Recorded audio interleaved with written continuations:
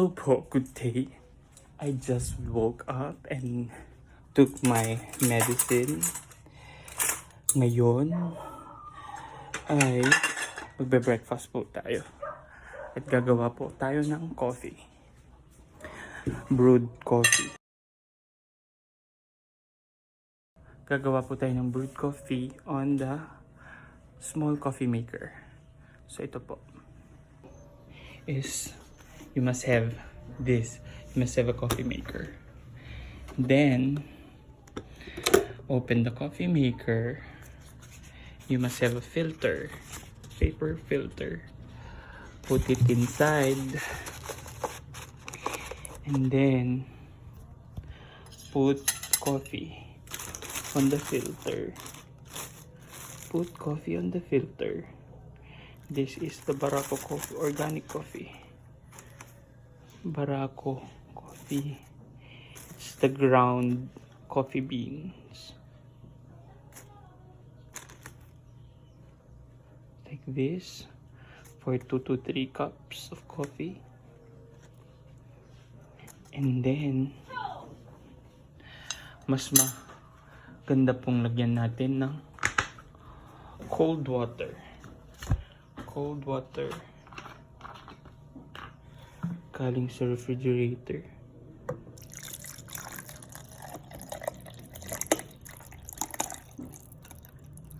Cold water. Ayan.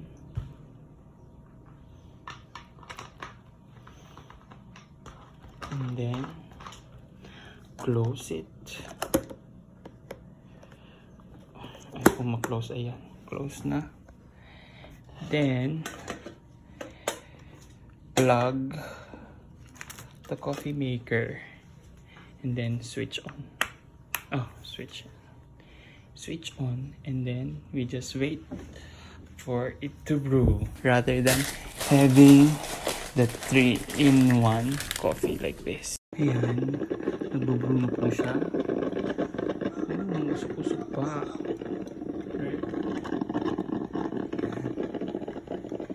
It's my brewed coffee.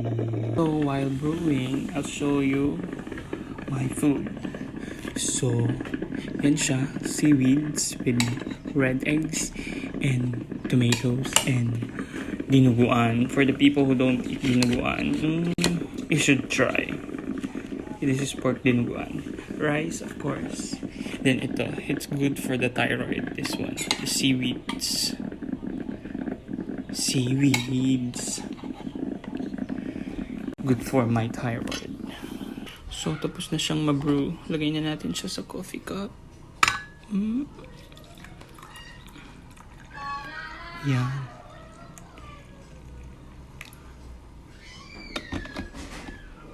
Balik doon. Coffee. Wala pa siyang sugar. If you like to put sugar or milk, you can do so.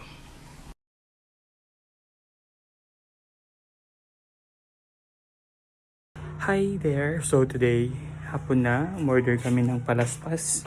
Till tomorrow is Palm Sunday. So, ganyan yung itsura niya. Ayan. Gagamitin yan bukas dahil sa religious traditions. Pag Palm Sunday, magdadala ng palaspas tapos ipapabless. Pero since ngayon ay may pandemic and wala masyadong pumupunta sa simbahan, may mga stations daw kung saan sila mag-bless ng mga palm. So bukas pupuntahan natin si James, yung best friend ko, to bring this one at papabless natin. And then usually ito sinasabit sa bahay. Protection daw yan sa, I don't know kung totoo, pero protection daw siya sa kidlat. Pinaniniwalaan daw na protection ng mga bahay ito against kidlat, ganun. So blessed siya na palm. At marami din ginagawang design about this one. Ayan, tignan nyo siya. Ayan siya. Parang mga ganyan. Dine-decorate nila. It is made from coconut leaves. Yes. Made from coconut leaves. Tapos dine-decorate nila. Nalagyan nila ng design. Very creative design. So, I bought this for 70 pesos. Kung gusto nyo, pwede din kayong gumawa on your own. Di naman kailang maarte, pero since wala kaming makuhanan and bawal lumabas, so umorder na lang kami and we paid it for 70 pesos at dineliver dito sa bahay.